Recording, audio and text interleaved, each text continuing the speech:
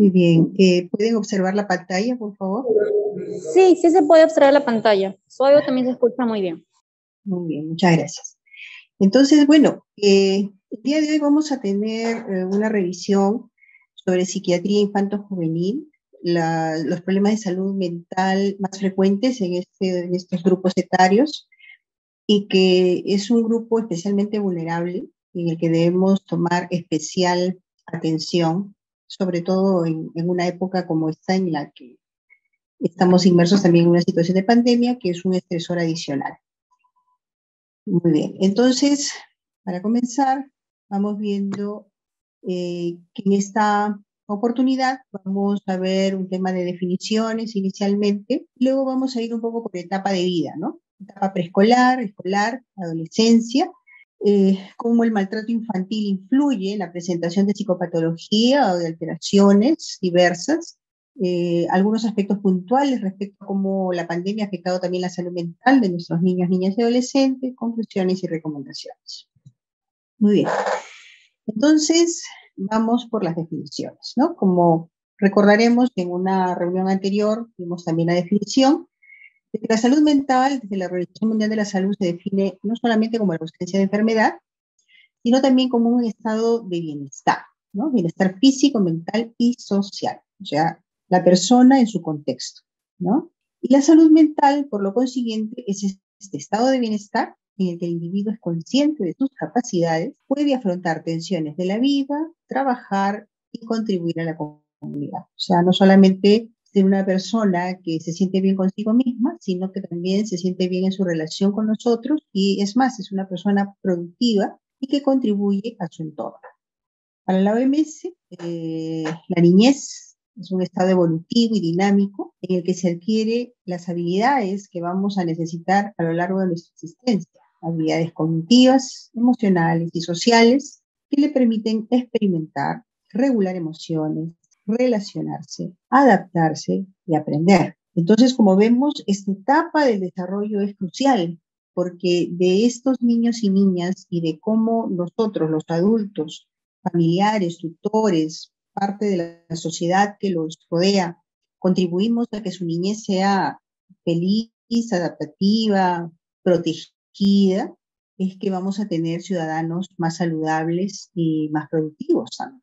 Porque todo lo que vamos a hacer en adultez se va sembrando y se va ayudando a desarrollar adecuadamente, adaptativamente en esta etapa de la niñez. Entonces, si recordamos, en nuestra, digamos que la presencia de que haya salud o de que ésta se resquebraje en algún momento y se presente algún tipo de enfermedad o de trastorno, como llamamos en psiquiatría, va a depender de factores propios, genéticos, que tienen que ver con la parte biológica de nuestra existencia, ¿no? De nuestro ser, va a tener que ver también con aspectos psicológicos, emocionales, ¿no? Y con aspectos sociales, que tienen que ver con el entorno en el que nacemos y nos desarrollamos, ¿no? No es lo mismo desarrollarse en un entorno urbano, de trajín, ruido, y una vida de bastante apresuramiento y con mucha tecnología, que desarrollarse, por ejemplo, en un ambiente rural, apacible, rodeado de naturaleza, con poca tecnología o nula de repente, ¿no? Pero en la que también hay carencias, ¿no? O sea, tienen mucho de entorno y de naturaleza, pero a veces hay otras carencias también. Entonces, el entorno definitivamente va a influir mucho en nuestra presentación de salud o enfermedad. Entonces vamos desarrollando un poquito esa parte, ¿no? Cuando hablamos de la parte biológica, estamos hablando de nuestra carga genética, la heredabilidad, lo que nuestros padres nos han transmitido, ¿no? De generación en generación, nuestros antepasados, ¿no? ¿Cuál es nuestra conformación genética para mantener buena salud, inclusive longevidad? O la parte genética que más bien nos da proclividad a enfermar física o psíquicamente, ¿no?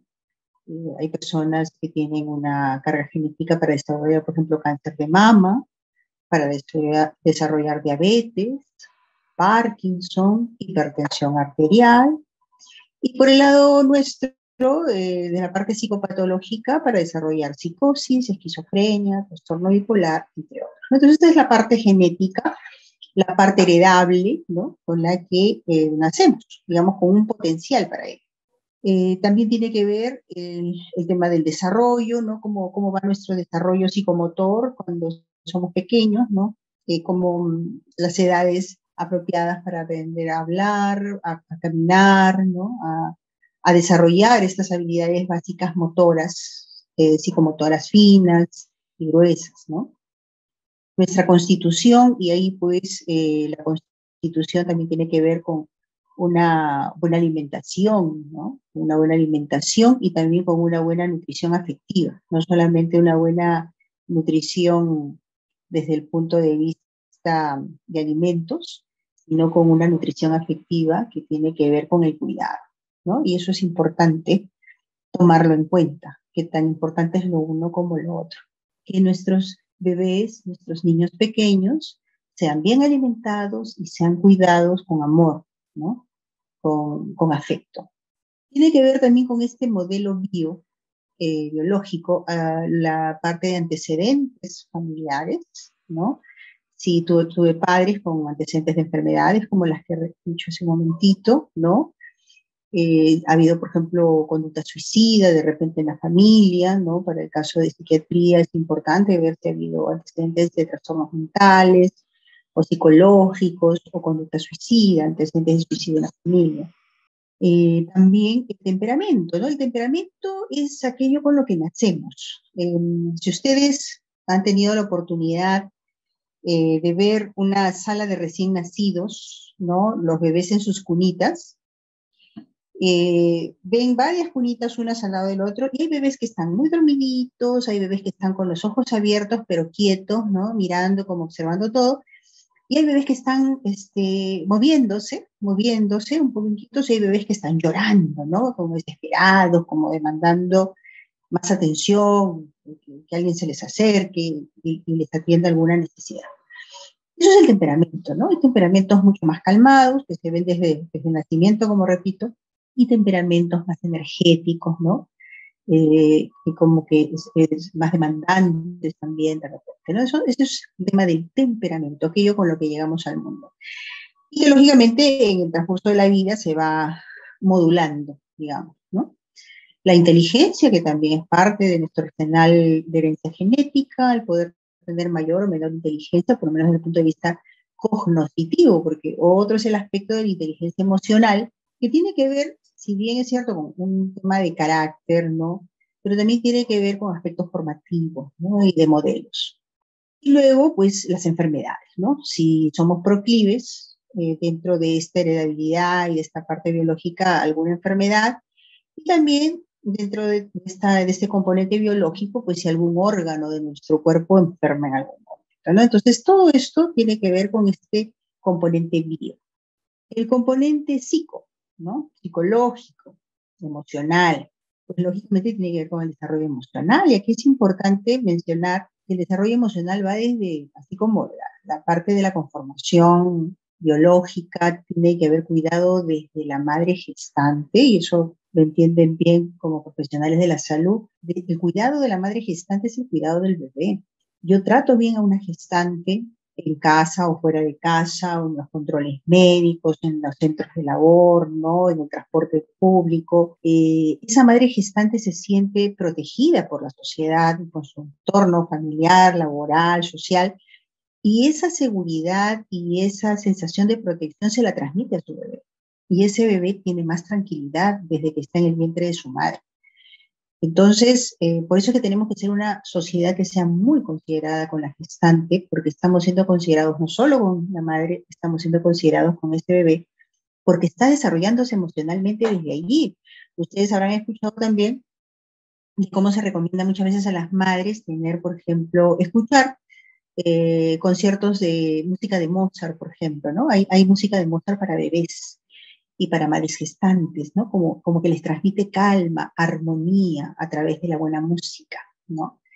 Y ni qué decir de evitar situaciones estresantes pues, para una madre, ¿no? Creo que inclusive la legislación ha sido más considerada y ha tomado en cuenta la evidencia científica en ese sentido, porque ahora las licencias por maternidad se han ampliado, se ha evitado que una mujer sea despedida solo por ser gestante, como ocurría antiguamente, ¿no? Que la mujer salía gestando y parecía ser una pérdida para la empresa o para la organización, y se les rescindía los contratos, ¿no? Y era terrible, porque no es solamente dejar sin trabajo y sin ingresos a una futura mamá, sino es el impacto emocional sobre ella y su bebé de inestabilidad, ¿no?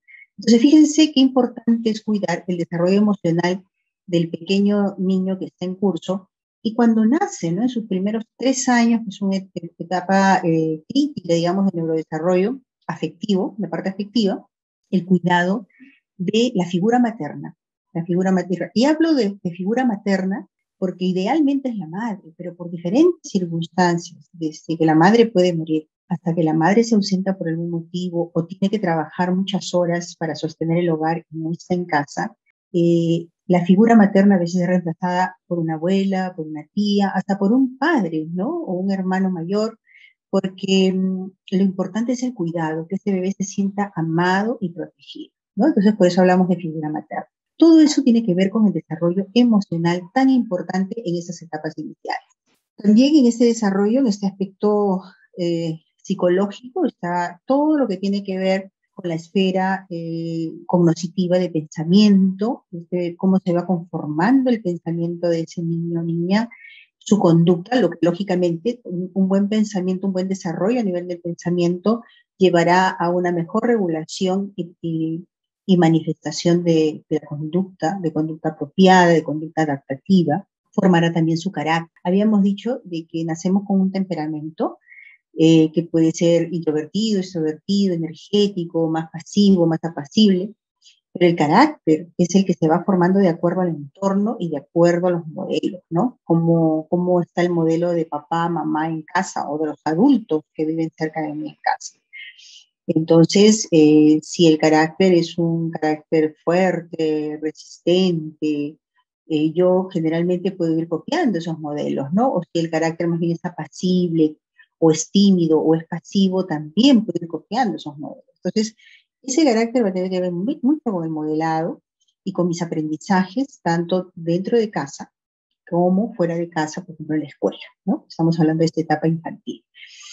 La autoestima del niño o niña tendrá que ver justamente con esos patrones de crianza, ¿no? Tanto en casa como patrones de enseñanza, ¿no? Patrones de crianza y patrones de enseñanza en la escuela, y lógicamente un entorno saludable que le haga sentir que es una persona valiosa y que tiene talentos. No todos tienen los mismos tipos de talentos, y aquí podríamos hablar mucho de las inteligencias múltiples, ¿no?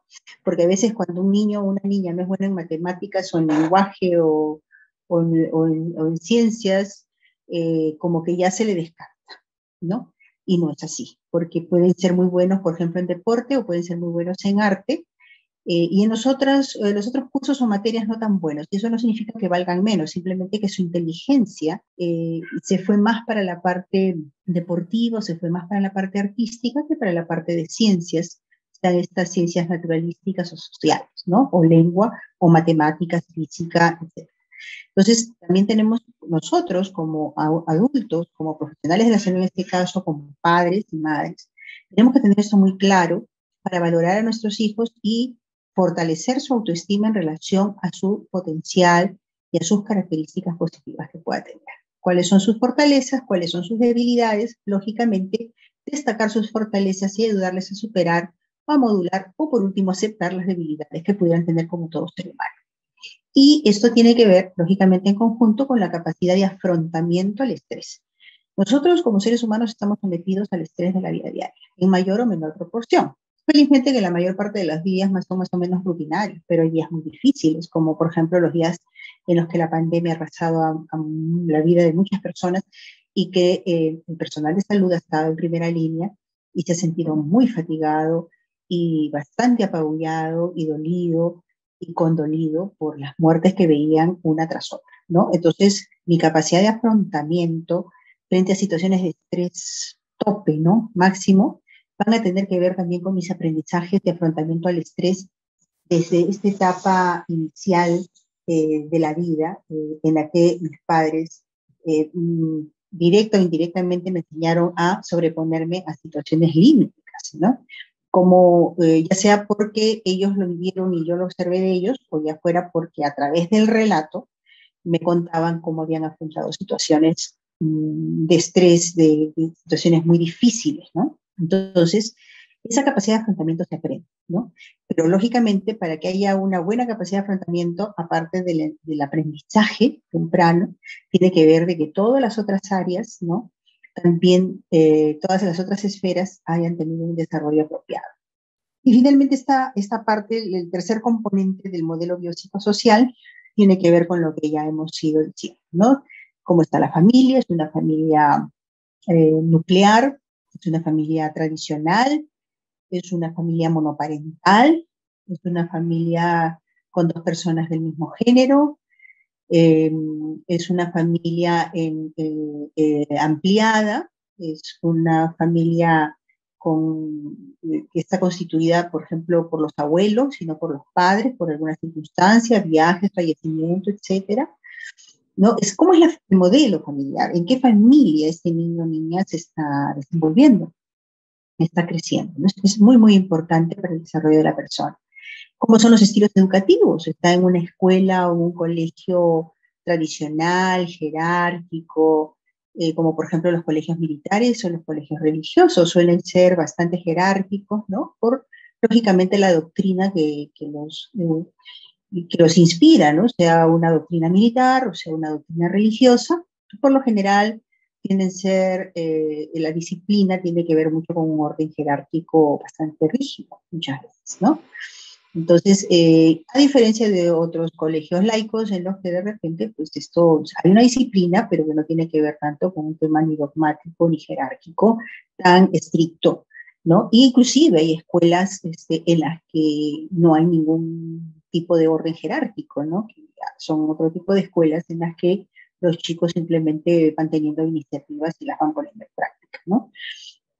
Entonces, ¿cómo es el estilo educativo, ¿no? La cultura.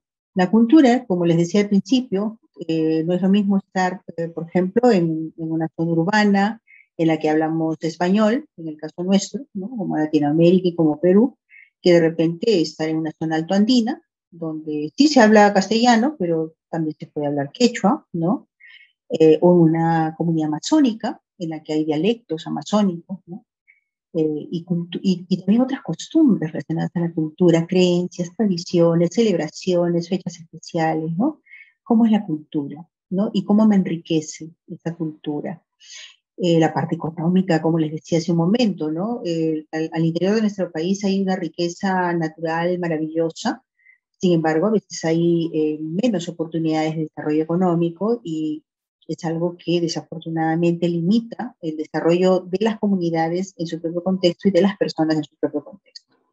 La raza, más por un tema de estigma que por un tema de diferenciación biológica, como habíamos dicho al inicio, ¿no? O sea, en realidad es un tema que las razas pueden ser mayor o menor valoradas por estigmas que vienen de siglos, ¿no? En la humanidad. La parte religiosa, como les decía, ¿no? Las religiones son dogmáticas y nos pueden ayudar a ser más sosegados y tener paz. Mucha gente en este tiempo de pandemia se apegó mucho a la religión para poder encontrar consuelo y enhorabuena que sea así. Y todo esto lo observan los niños, ¿no? O sea, todo esto que estoy mencionando, los adultos lo hemos incorporado, lo seguimos transmitiendo y los niños están allí observando todo y aprendiendo todo, ¿no? Entonces, según como nosotros nos inspire la religión o nos respaldemos en la religión, también los niños y las niñas aprenderán de nosotros, ¿no?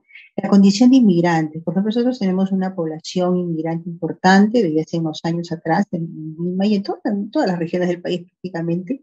Y los inmigrantes en esta situación de pandemia también lo han pasado muy mal, ¿no?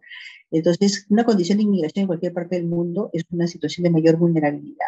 Y hay estudios que se han hecho acá también sobre el tema de salud mental en niños inmigrantes venezolanos, ¿no? El tema de la ciudad donde me desenvuelvo, ¿es una ciudad amigable o es una ciudad peligrosa, violenta, ¿no? ¿Cómo es la ciudad? para los niños, ¿no? ¿Qué significa la ciudad en la que en la que están creciendo, a la cual pertenecen?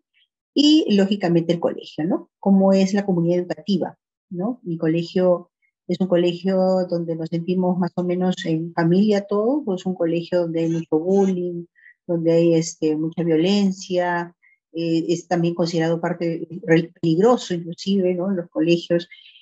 Hay lugares en Lima y en Callao que son especialmente, digamos, la comunidad tiene mucho riesgo psicosocial, ¿no? Y eso se traslada también a los colegios de estas zonas. Entonces, los niños y las niñas van percibiendo y tienen que aprender a defenderse o a sobrevivir muchas veces en esos contextos, pero algunos también son víctimas, ¿no?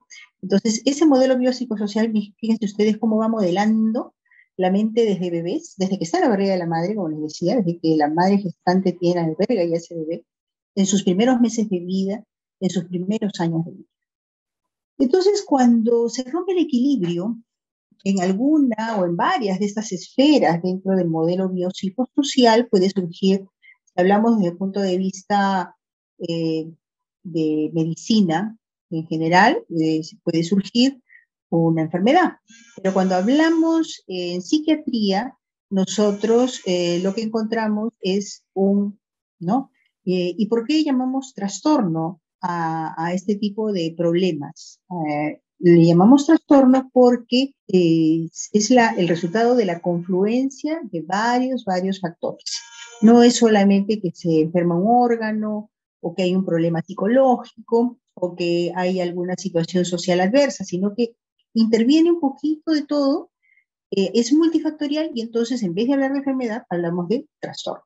Signos y síntomas, como dice aquí, que generan malestar y un impacto negativo en la vida no solo de la persona, sino de la familia, de su rendimiento laboral o académico, en el caso de los chicos, ¿no? Y también a nivel social. O sea, ya le impide esa adaptación, digamos, normal, apropiada, que tiene que tener el niño o la niña a su entorno, ¿no?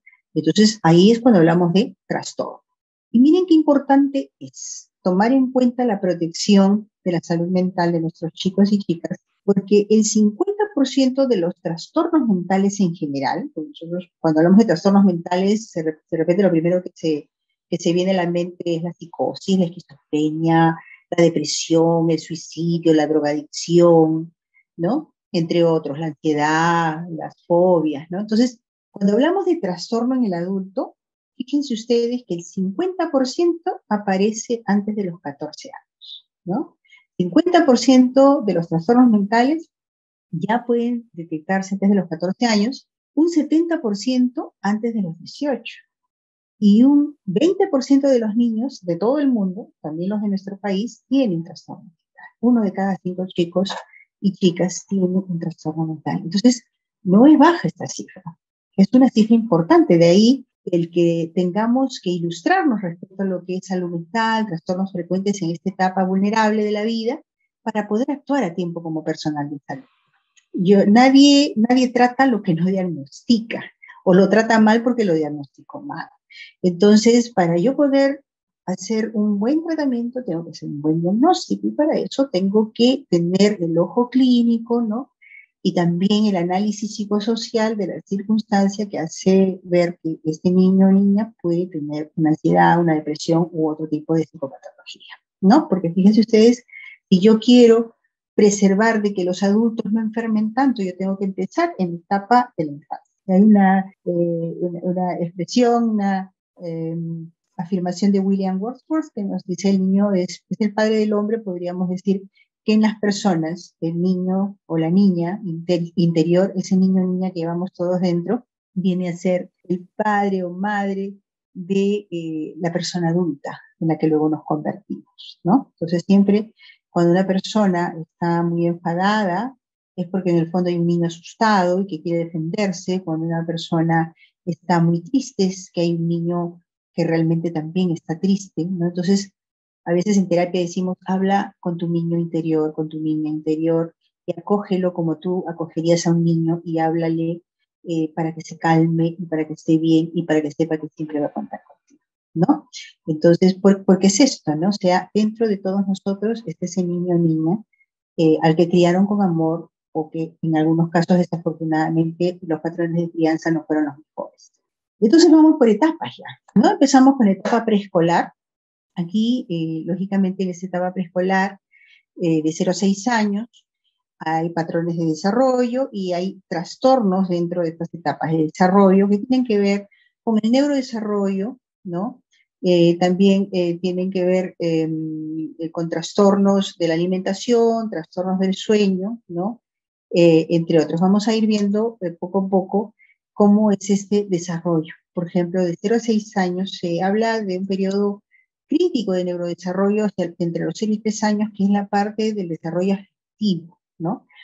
Los bebés tienen esta corteza paralímbica, ¿no? Que tenemos todos, la corteza paralímbica, está en una etapa crucial entre los 0 y los 3 años y por eso necesita mucho del cuidado, del afecto, como vemos a esa mamá cargando a su bebé y riendo, necesita que le hablen, necesita que lo apapachen, necesita que lo envíen, ¿no? Necesita sentir cerca la figura materna, ¿no? Pero recuerden ustedes que todo parte desde inclusive el embarazo, ¿no? El oír y el percibir, ese bebé ya oye, ese bebé percibe cuando mamá está triste, cuando mamá está asustada, cuando mamá está contenta, cuando mamá ríe, cuando mamá llora. Él o ella dentro de su mamá está compartiéndolo todo, ¿no? Por eso es tan importante el cuidado desde allí. Entre el segundo y séptimo mes, ya ellos son recíprocos, ¿no? En cuanto al estímulo que reciben de su cuidador o de su cuidadora, en cuanto a la risa o en cuanto a la llamada de la atención, siempre con amor, siempre con cariño. Hay bebés pues que te pueden jalar mucho el pelo, ¿no? Como parte de una cuestión refleja, que están como jugando, pero pueden causar dolor y entre juego y juego la mamá puede decir, mi hijito, me duele, me duele, me duele, me duele, ¿no? Para que ese bebé sepa de que hay una causa y efecto, ¿no? Que cuando le jala, le duele y entonces no debe jalar, ¿no? Esta reciprocidad se da entre el segundo y el séptimo mes. El séptimo mes ya va sintiendo más en su interior, ¿no? Esta intersubjetividad y empieza a hacer un encadenamiento de acciones, ¿no? De una acción que sigue a la otra, ¿no? De manera consecutiva, ¿no? Y luego, al año ya, lógicamente, se espera un desarrollo del lenguaje, ¿no? El que pueda empezar a hacer un lenguaje silábico probablemente en estas etapas, ¿no? Hacia el año y medio ya hablamos de representaciones simbólicas para los bebés, ya van pasando hacia el primer año, pasan el primer año. Hacia los 3 años ya hay socialización, sabemos que a esta edad ya los niños empiezan a veces a ir al nido, ¿no? Qué cosa es propio, qué cosa es ajeno, ¿no? Mi mamá, mi papá, mi juguete, ¿no? Y qué cosa no es mío, ¿no? Pequeñas técnicas de autocontrol, por ejemplo, los niños que tienden a hacer berrinche o que lloran cuando van por primera vez al nido y no se quieren quedar, ¿no? Tienen que ir aprendiendo a manejar un poco esas emociones que son naturales en estas etapas y en estas circunstancias, ¿no? Y aprender a medir pequeñas consecuencias de sus acciones. En esta etapa, fíjense, temprana, ya se puede ir modulando autocontrol y consecuencias de un tipo de accionar. Cambios a veces en la alimentación, a veces quieren comer, a veces no quieren comer a las horas programadas, a veces quieren comer en otras horas, ¿no?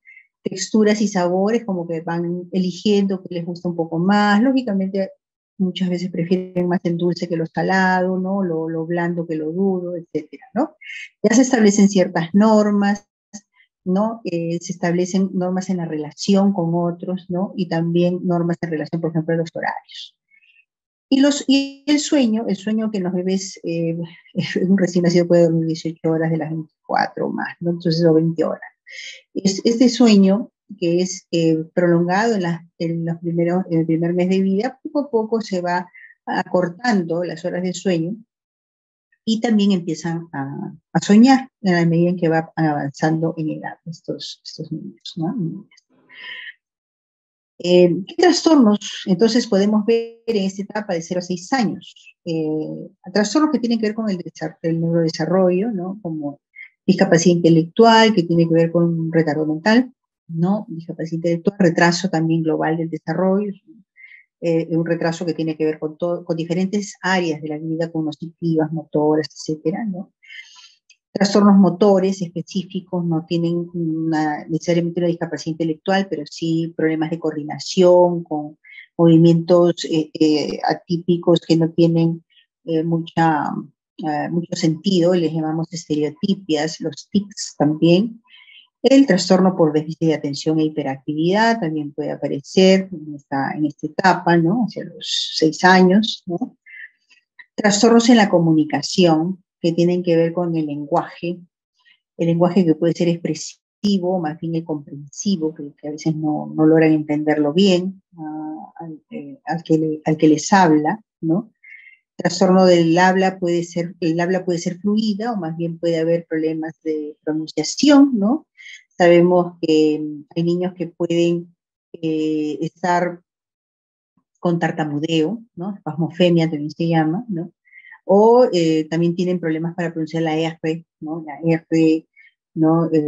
O la F, la FR, ¿no? La T, ¿no? O sea, hay algunos problemas específicos en relación al habla, ¿no? Por eso que en esta etapa los terapistas del lenguaje tienen especial demanda. Y también trastornos de comunicación en la parte social o pragmática, ¿no? Que interaccionan con dificultades en cuanto al uso social del lenguaje, ¿no? Cómo saludar, cómo saber esperar su turno, cómo adaptar el lenguaje al contexto, ¿no? Por ejemplo, en la escuela no debes hablar lisuras. Claro que los niños repiten todo lo que ven en casa, ¿no? Pero entonces a veces llegan y hablan palabras inapropiadas, ¿no? Y hay que estarles enseñando de que allí, por ejemplo, no pueden hablar ese tipo de palabras, ¿no? Normas de conversación, no ser acaparadores ni quedarse callados todo el tiempo, y también comprender el lenguaje no verbal, que tiene que ver con las expresiones, con las emociones, ¿no? Lo que no se dice, y eso lo aprendemos y si lo aprendemos en esa etapa, hasta grandes, y sobre todo las personas que nos dedicamos a la psicoterapia, los que se dedican a la psicología, tienen que aprender mucho del lenguaje corporal, del lenguaje expresado no en palabras, sino en gestos, ¿no? Entonces, en esas etapas de la vida también ellos van haciendo estos pequeños aprendizajes y algunos pueden tener algún problema en este sentido, ¿no?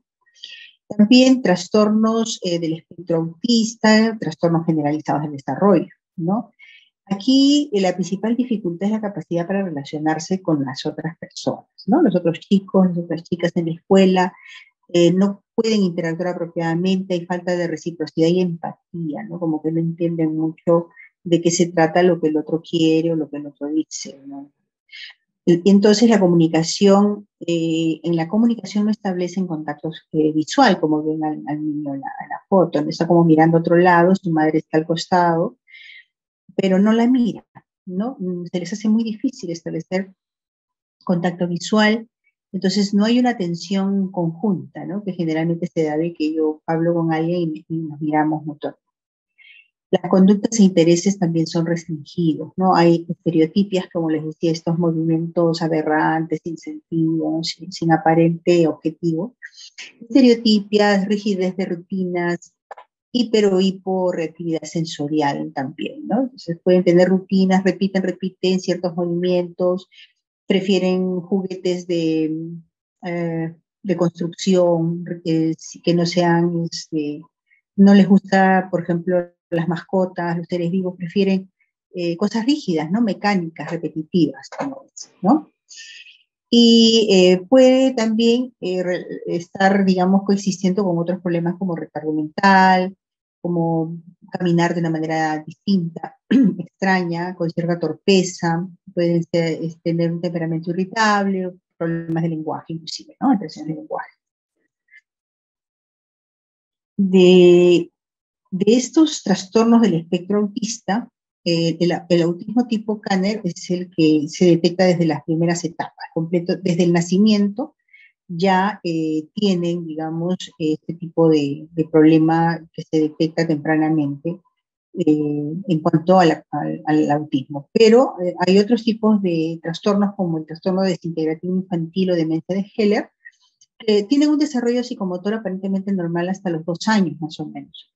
Y luego más bien empiezan como a perder lo aprendido, ¿no? El habla, la capacidad cognitiva, la capacidad de socializar, ¿no? Entonces, este es el trastorno desintegrativo y el trastorno de Asperger, ¿no? El Asperger, que es digamos, el que tiene mejor pronóstico porque tienen dificultades para relacionarse, son muy, digamos, muy directos, muy confrontacionales, como decir sin filtro, ¿no? O sea, generalmente nosotros socialmente hablando tratamos de decir las cosas con cierta delicadeza o cierta moderación para evitar herir susceptibilidades, ¿no?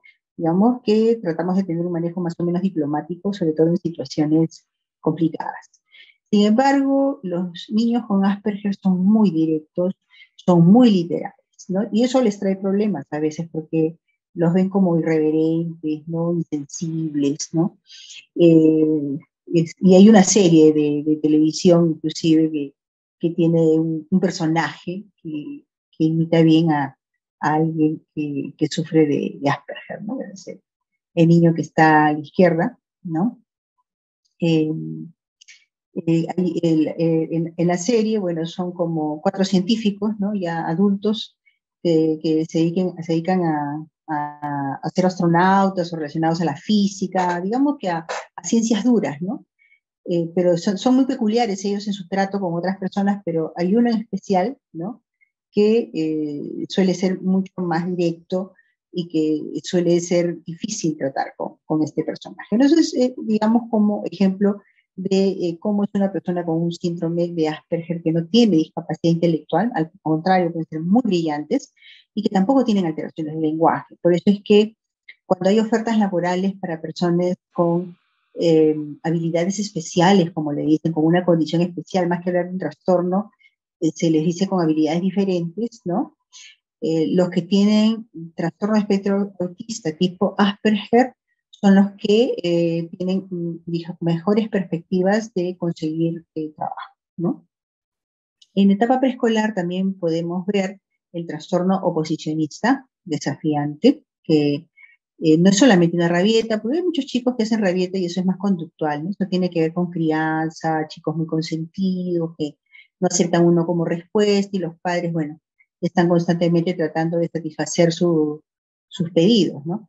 Pero aquí ya esto es más fuerte, ¿no? Si ven ahí la figura del niño que está que bota humo por las orejas, en realidad son chicos que tienen, se alteran terriblemente, insultan, golpean, se enfrentan al padre, a la madre, cualquier adulto, totalmente, o sea, por eso se dice que va más allá de una rabieta, ¿no?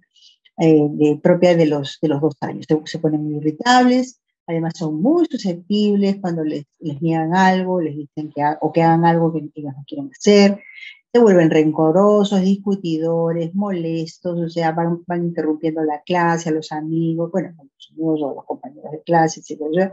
Realmente los llevan muchas veces a psicología, porque son chicos, chicos problemas, ¿no? Con problemas de conducta así, de alterada, ¿no? También algunos chicos en esta etapa pueden tener algunos problemas de alimentación, no quieren comer, comen poco, comen de manera selectiva. Bueno, sabemos que todos los chicos a veces prefieren una comida u otra y por lo general pues hay que estarles insistiendo un poquito para que coman saludable y no solamente lo que les gusta, que por lo general no es tan nutritivo o tan saludable.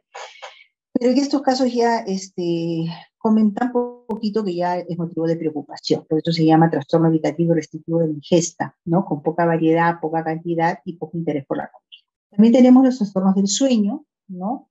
El insomnio, ¿no? La falta de sueño es el más frecuente, ¿no? Pero generalmente tiene que ver con malos hábitos, o sea, a veces los padres pueden quedarse hasta tarde trabajando, viendo películas, qué sé yo, y no hacen que el niño o la niña respete horarios de irse a dormir propios de su edad. Entonces al final se vuelve una mala costumbre de quedarse hasta tarde y levantarse tarde, ¿no? Entonces, con los niños siempre hay que tener una rutina disciplinada, más allá que los adultos tengan sus horarios, sobre todo esto es cuando hay pocos niños en casa, ¿no? O es el hijo único, ¿no? Entonces, hay que hacer respetar horarios de alimentación, horarios de sueño, que sean los más saludables posibles. Hay también un síndrome de apnea, ¿no? Que produce este síndrome de apnea obstructiva, ¿no? Del sueño, lo que hace es que la persona duerme y en algún momento deja de respirar y esta sensación de falta de oxígeno lo despierta. Esto se ve más en adultos, pero algunos niños podrían presentarlo en esta etapa y lógicamente como no duerme bien, en el día ese niño está con somnolencia, está cansado, no ha descansado apropiadamente con el sueño y también puede presentar déficit de atención, ¿no? O sea, su atención se distrae fácilmente porque no ha recuperado adecuadamente a través del sueño su energía, ¿no? Hay otro síndrome que se llama síndrome de piernas inquietas, ¿no? Que produce sacudidas involuntarias. Generalmente está durmiendo y de pronto sus piernas empiezan a saltar y se despierta, a veces está llorando porque se despertó con su propio movimiento, ¿no? Y también, lógicamente, de repente las más conocidas, estas pesadillas y terrores nocturnos, ¿no? Pesadillas y terrores nocturnos que hacen que el niño o la niña se despierte llorando, desesperada, llamando a su papá, a su mamá, algún adulto que le pueda auxiliar de la pesadilla que ha sufrido, ¿no?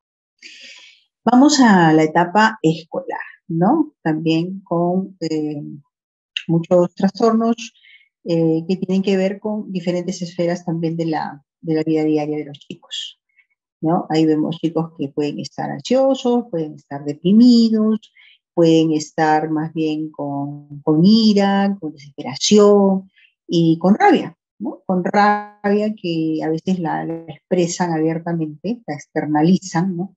Entonces acá hay que ver que puede haber muchos trastornos, muchas dificultades desde el punto de vista de salud mental, pero algunas se internalizan, como la depresión, la ansiedad, y algunas se externalizan, como por ejemplo la conducta agresiva, ¿no?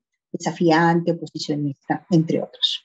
Entre los 6 y los 12 años se da la maduración, el crecimiento del aprendizaje, es la etapa en la que vamos a la escuela y estamos incorporando conocimientos generales de lo que la humanidad ha ido incorporando como parte del conocimiento, ¿no?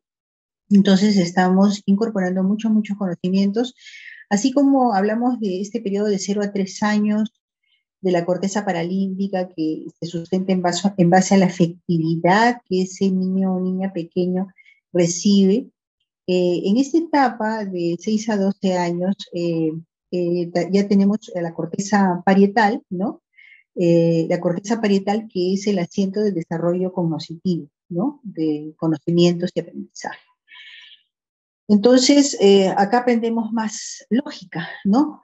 Cómo pensar antes de actuar, ¿no? No ser impulsivos, no ser arrebatados, sino ya este conocimiento que van sembrando en mi pensamiento a través de las clases, las horas de clases de todo tipo de materias durante mi etapa escolar, no solamente me va dando conocimiento, también me va enseñando a modularme, ¿no? A través de los ejemplos, a través de las reflexiones, de las lecturas, a través de la socialización con compañeros y con docentes, con tutores.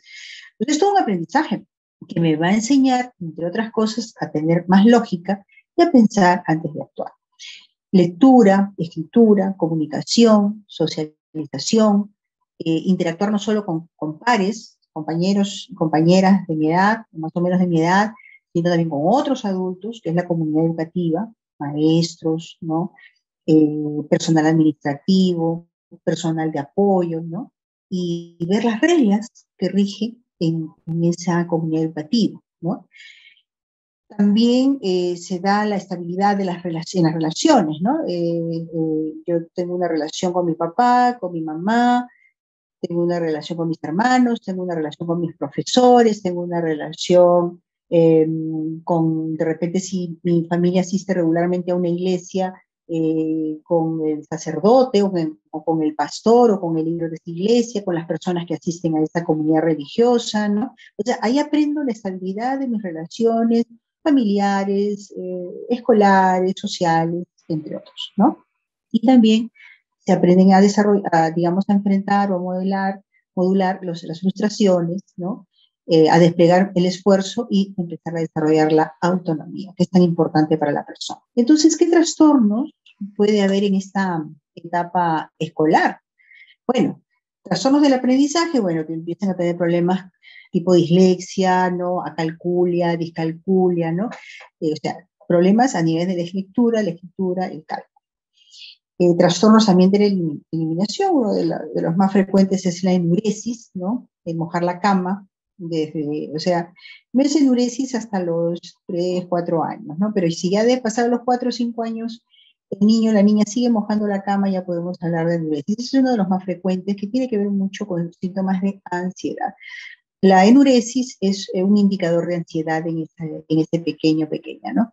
Ansiedad, inseguridad y limitación. Por lo general está relacionado pues, con violencia entre los padres, ansiedad de separación, se queda sola muchas horas. Hay algo en el entorno familiar que no le da seguridad a ese niño o esa niña, que le genera más bien temor, ¿no? Angustia. Se manifiesta mojando la cama, ¿no? Y la encopresis, que ya es más bien la pérdida del control del esfínter anal, ¿no? En la que se eliminan heces, ya es un trastorno un poco más complicado, más severo, menos frecuente, mucho menos frecuente, que también puede tener que ver con problemas emocionales subyacentes, pero también hay que tener cuidado en ciertas edades porque podría estar dando una indicación de psicosis, ¿no? Como digo, es mucho menos frecuente que la enuresis, que sí tiene que ver más con problemas de ansiedad. ¿Qué otros trastornos tenemos? Dentro de estos trastornos de ansiedad que mencionábamos, hay miedos espirituales que, digamos, los chicos pueden tener a lo largo de su vida, ¿no? Como parte de su adaptación al mundo, ¿no? Por eso se llaman normales. Pero cuando ya hablamos de ansiedad, estamos hablando de un miedo demasiado intenso, desproporcionado en cuanto a la intensidad, frecuencia y duración. La ansiedad en general es la sensación de peligro, pero sin que haya un peligro evidente, ¿no? Porque si no sería miedo. La diferencia entre miedo y ansiedad es que miedo, por ejemplo, viene un perro ladrando rabioso que se me quiere abalanzar y me da miedo. ¿Por qué? Porque el objeto es tangible, ¿no? Ahí hay un perro rabioso que realmente se me quiere abalanzar. Entonces, ante un objeto tangible, evidente, lo que se da es una reacción de miedo, ¿no? Y trato de huir o de ponerme a buen recaudo. Pero si de pronto ya el perro no está y cada vez que yo paso por esa calle entro en angustia y en pánico porque creo que va a venir y el perro ya, bueno, ya el perro ya lo pusieron, lo llevaron a la perrera o lo tienen encerrado en su casa, ya no hay ese perro por ahí andando suelto sin peligro para nadie, pero a mí me viene la angustia. Entonces he desarrollado un problema de ansiedad por una situación traumática, digamos, de tiempo atrás, y que no he superado, y que me genera la misma reacción de ansiedad que cuando el perro realmente estuvo presente, ¿no? Entonces, esa ansiedad, pues eso se dice que es un miedo desproporcionado, ¿no? Porque no hay un objeto que amenace realmente, pero la reacción es como si existiera esa amenaza de manera real. Y eso, lógicamente, genera malestar y alteración en el funcionamiento de la persona. Además, la ansiedad puede dar síntomas físicos muy predominantes. Por ejemplo, estos síntomas físicos tienen que ver con sudoración, taquicardia. Los niños, en el caso de los niños, les suda la manito, les late el corazón muy rápido, se sienten muy mal, quieren salir corriendo, te piden por favor, no, no quiero salir, o no quiero pasar por ahí, o no quiero exponer, o no quiero ir al colegio, ¿no? Dependiendo de aquello que le genera temor por alguna causa, ¿no? Se manifiesta con síntomas físicos, somatizaciones, sensación de calambre, sensación de hormigueo, de adormecimiento, ¿no? En los niños se ve mucho, por ejemplo, dolor de estómago, ¿no? Me duele el estómago, me duele la barriga, me duele la barriga, me duele el estómago, no quiero ir al colegio, no puedo ir, estoy mal. Y realmente sienten el malestar, ¿no? Porque ahora último también se ha demostrado en los últimos años que tenemos una gran cantidad de serotonina, así como tenemos una gran cantidad de serotonina a nivel cerebral, que es a nivel de donde actúan los psicofármacos que usamos para ansiedad y depresión, también hay una gran cantidad de serotonina a nivel intestinal. Entonces, eso ya nos explica por qué cuando hay una emoción que nos genera temor o ansiedad, tienes ese vacío en la boca del estómago y en los niños pequeños, el dolor de estómago, ¿no? Porque está muy relacionado con el aspecto emocional, ¿no?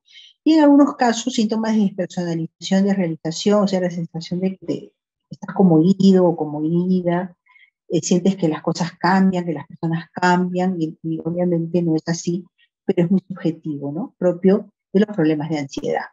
Entonces, vamos a ir viendo un poco de los diferentes tipos de ansiedad, los tipos de trastornos, ¿no?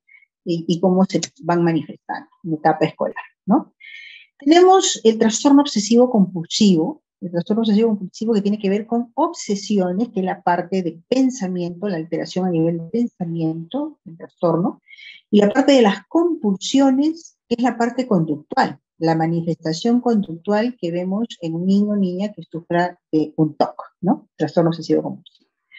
Las obsesiones o pensamientos desproporcionados que existen en un TOC es relacionado a la suciedad, todo tiene que estar muy, muy, muy limpio, por eso es que se lavan las manos, no una, ni dos, ni tres, se lavan las manos, pueden lavarse 30 o 40 veces en el día, y igual les sigue pareciendo que está contaminado y que cualquier cosa que toquen ya lo contaminó y tienen que volverse a lavar las manos, ¿no? Imagínense los que sufren de TOC, ¿no?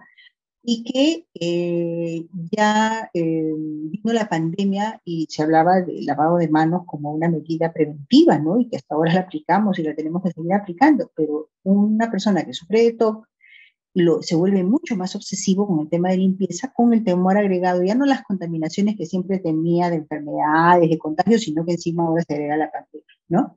Entonces las obsesiones tienen que ver con contaminación, con suciedad, también con hechos que puede pasar una desgracia si yo piso, por ejemplo, la raya de la loseta, ¿no? Entonces tengo que evitar pisar la raya para que no ocurra una desgracia.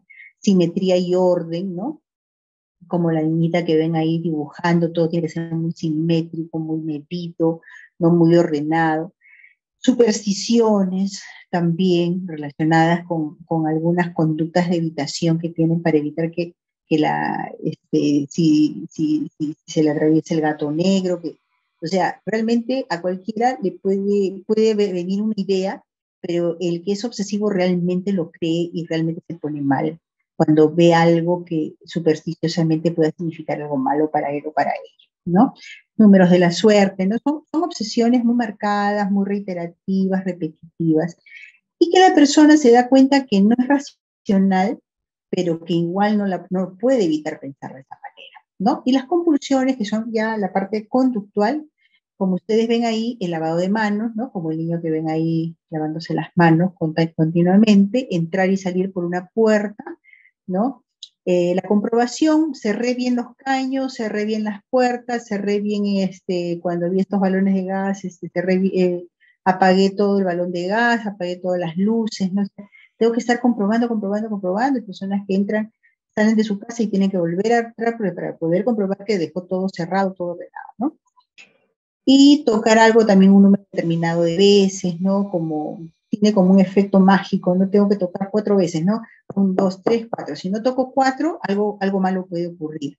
No puedo dejar de tocar 1, 2, 3, 4, ¿no? Entonces, se dan cuenta. Entonces, son pensamientos que no tienen una razón lógica, pero que a la persona le perturban mucho y tiene que repetir las compulsiones para bajar la angustia que le genera las obsesiones, ¿no? Entonces, todo eso le llamamos ego distónico, o sea, son actitudes que le producen disconfort a la persona, pero que no puede dejar de realizarlas.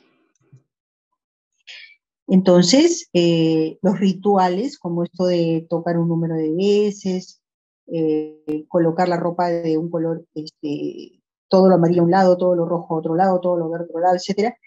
Ese tipo de rituales, ¿no? Les producen mucha ansiedad a los que sufren de TOC.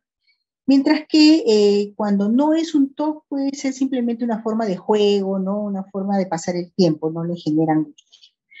Si se interrumpe el ritual, al TOC le produce irritabilidad. El que tiene una forma evolutiva de actuar de esta manera no le produce ninguna irritabilidad, ninguna reacción egodistónica especial, ¿no? La interferencia de estos rituales o de estas compulsiones es muy grande en la vida diaria de la persona. En cambio, en el evolutivo no. De vez en cuando lo hace y lo puede dejar de hacer sin mayor problema.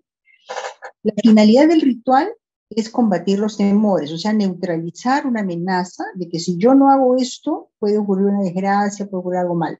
Entonces, al hacerlo, lo neutralizo, no es combatir temores. En el último no, es simplemente por juego, es lúdico.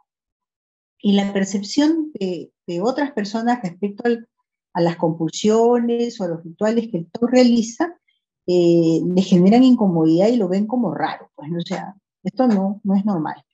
Mientras que en el evolutivo no les llama mucho la atención porque de vez en cuando y no es algo que constantemente esté repitiendo la persona, ¿no? Entonces, se dan cuenta que si un chico o una chica sufre de TOC en la escuela pueden pues, tener bullying, ¿no? Porque sus compañeros se van a dar cuenta de que están haciendo cosas raras, que los demás no hacen y en las que los demás no creen, pero que él o ella no puede evitar hacer, ¿no? Luego viene el trastorno depresivo. El trastorno depresivo es demasiado frecuente, es la tercera. La depresión es lo que más causa digamos, la consecuencia más terrible de un trastorno depresivo es el suicidio, ¿no? Y estamos en la etapa escolar, pero cuando vemos en la etapa adolescente, la tercera causa de muerte en los adolescentes es el suicidio, ¿no? Entonces es algo en lo que tenemos que poner mucha atención, porque es una de las psicopatologías más frecuentes que existe en las personas en general y en este grupo de escolares y adolescentes también. Así es que hay que aprender a detectar bien los trastornos depresivos en esta etapa. ¿Qué lo caracteriza el trastorno depresivo? Bueno, el ánimo triste, pero una tristeza más acentuada, más profunda que simplemente una tristeza reactiva. Alguien se le muere su mascota y lógicamente ese niño o niña está triste. Su mascota, pues, era su amigo, su compañero de juego, etcétera, y de pronto se murió y lógicamente tiene tristeza. En este tiempo de pandemia, muchos niños y niñas se han quedado huérfanos, han perdido abuelos, abuelas que eran como una segunda mamá, un segundo papá, y el duelo y el luto vivido en los hogares, lógicamente, ha repercutido en ellos también. Entonces, y algunos no lo han podido superar tan fácilmente y han hecho cuadro depresivo. Entonces, generalmente es esta tristeza profunda que dura más de 2 semanas, ¿no? Que no se alivia a pesar de los esfuerzos, pero no solamente es tristeza, también puede ser irritabilidad. Recuerden que la depresión no solo es tristeza. Las personas que están deprimidas también pueden estar irritables, intolerantes, fastidiadas y no quieren saber nada de nadie, ¿no? Entonces, porque generalmente cuando hablamos de depresión creemos que todo es simplemente estar apenados, ¿no? Tristes, llorando, con ganas de llorar. Esa es la forma más conocida de la depresión, pero también está esta depresión irritable que a veces se nos pasa de largo. También otro tipo de manifestación es el desinterés o la anedonia, la incapacidad de disfrutar con las cosas que antes me causaban alegría, ¿no? Chicos que pueden, a pesar de su depresión, lograr un primer puesto, un segundo puesto, ¿no? Y no disfrutan, no tienen nada que celebrar, lo toman como una cosa más, ¿no? Hay un abandono inclusive de actividades que antes le producían placer. Por ejemplo, de repente antes iba y jugaba fulbito, o jugaba vóley, o tenía un grupo de amiguitos o de amiguitas, ¿no? Y de pronto ya no quiere, ¿no? No quiere ver a esos amiguitos, ni quiere asistir a ninguna fiesta, para cuando antes de la pandemia había estas reuniones de chicos para el cumpleaños, no quiere ver, no quiere hacer mayor cosa, porque ha entrado en un desinterés importante. También hay pensamientos muy negativos, ¿no? Pensamientos de culpa, de autorreproche, conceptos negativos de sí mismo y baja autoestima, ¿no? Por ejemplo, chicos que se pueden deprimir por el fallecimiento nuevamente de papá o de mamá, o por la separación de los padres, ¿no? Y se quedan con uno de ellos, y al otro o no lo ven o lo ven muy poco, y a veces pueden creer que ellos han tenido que ver en esa separación, ¿no? Entonces, el sentimiento de culpa acompaña mucho a los depresivos en general, ¿no? Entonces ahí, a través de terapia psicológica, es importante hacerles ver que ellos no son culpables de la situación de pérdida que puedan haber tenido en esta etapa, ¿no? Sentimientos de soledad, de abandono, de marginación.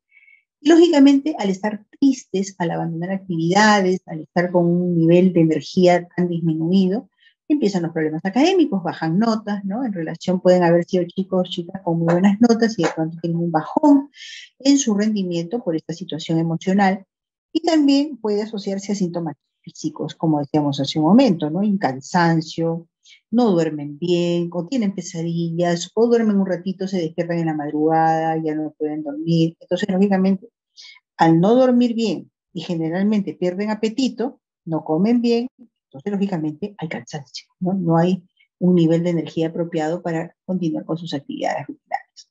Y las somatizaciones, así como hablamos de somatizaciones en la ansiedad, también hay somatizaciones en depresión, ¿no? Sensación de dolor, ¿no? En diferentes partes del cuerpo, dolor de cabeza, ¿no? Que puede ser parte de, digamos, el contexto clínico de un trastorno depresivo. Hay otro trastorno que se ha hecho frecuente en los últimos años, que es el de desregulación disruptiva del estado del ánimo, ¿no? Y eso tiene que ver con mucha impulsividad, ¿no? Arranques de cólera, que son muy intensos y se hacen muy frecuentes, ¿no? Que los demás miembros de la familia pueden quedarse sorprendidos de que porque este chico, bueno, de pronto reacciona tan mal, ¿no? Con tanta rabia, ¿no? Gritando, golpeando, tirando cosas, ¿no? Que son inadecuadas para esa etapa escolar, porque generalmente cuando hablamos de berrinches hablamos de chiquitos pues de 2, 3 años, pero de repente después de los 6, 7, 8, 9 años que tengan este tipo de reacciones, como que ya no se ve como adecuado para ese momento evolutivo. Y que entre crisis y crisis de explosión de rabia, de cólera, ¿no?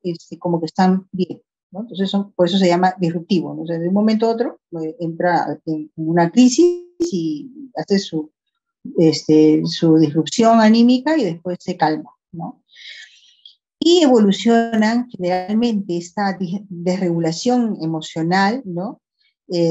Va después a manifestarse como un trastorno de ansiedad o un trastorno depresivo.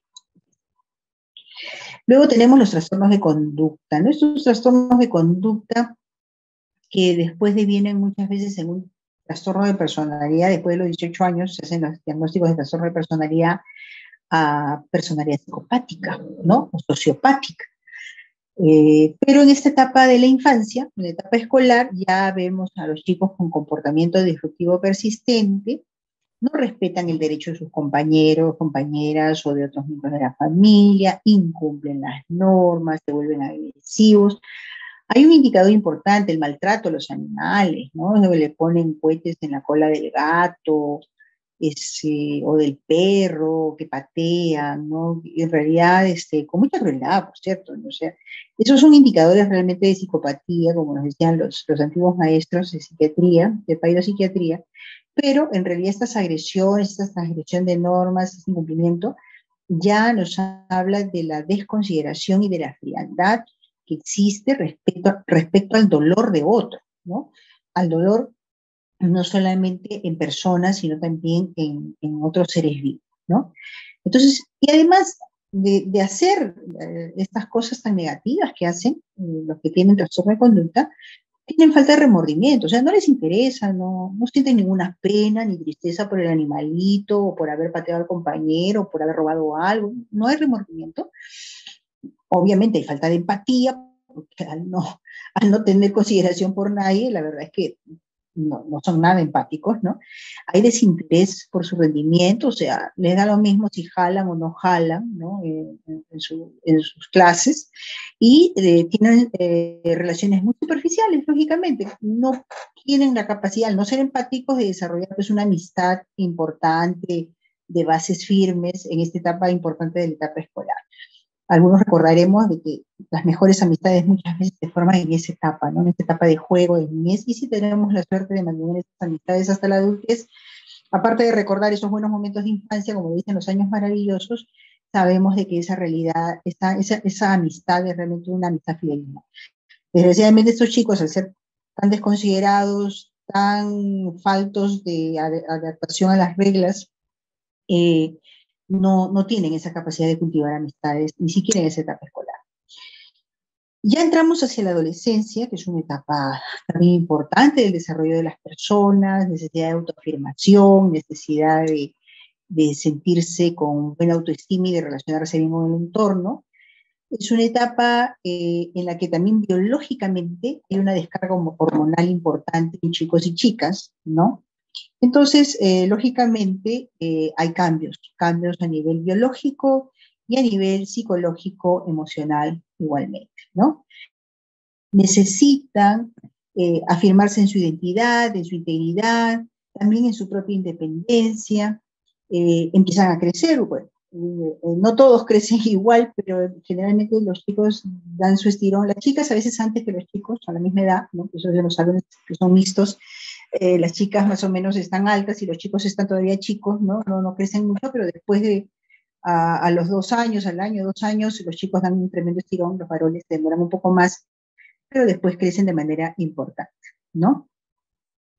Entonces, cambios también en su autoimagen y su autoestima les importa mucho, ¿no? Les importa mucho la percepción que tienen de ellos sus compañeros, ¿no? Por eso es que, y ahora con esto de las redes sociales y del TikTok y de las videollamadas, etcétera, están todo el tiempo con el teléfono, tomándose fotos, posteando o haciendo videos o TikToks, etcétera, porque para ellos es importante cómo los ven y que les refuercen que son bonitas o que son fuertes o que son guapos, etcétera, etcétera, ¿no? Entonces, esos son los cambios en la autoimagen y la autoestima, la integración social, ¿no? Que va de la mano con insertarse en este grupo propio de su edad y empiezan a desarrollar pues un pensamiento crítico, ¿no? Siendo críticos aún de sus propias ideas, ¿no? ¿Qué trastornos pueden aparecer en esta etapa tan crucial del neurodesarrollo, ¿no? Que va de los 12 a los 18? Y aquí, así como les decía, corteza paralímpica de 0 a 3 años, corteza parietal de los 12, de los 6 a los 12 años. La corteza prefrontal dorsolateral es la que se desarrolla de los 12 a los 18. ¿Y qué caracteriza la corteza prefrontal dorsolateral? La capacidad de autocontrol y de planificación, ¿no? Esa corteza toma de 12 a 18 años y a veces hasta los 20 poder madurar apropiadamente. Entonces, los adolescentes son irreflexivos, impulsivos, unos más que otros, lógicamente. Hay chicos que, bueno, realmente son muy valiosos y por lo general tratan de no meterse mucho en problemas, pero hay muchos chicos a esta edad que son muy impulsivos, están en una etapa de exploración y de aprendizaje y no miden consecuencias, y por eso se meten en problemas. Por eso se insiste en que no tienen madurez biológica, ¿no? Su prefrontal todavía no ha desarrollado, y es el prefrontal el que te va a autorregular.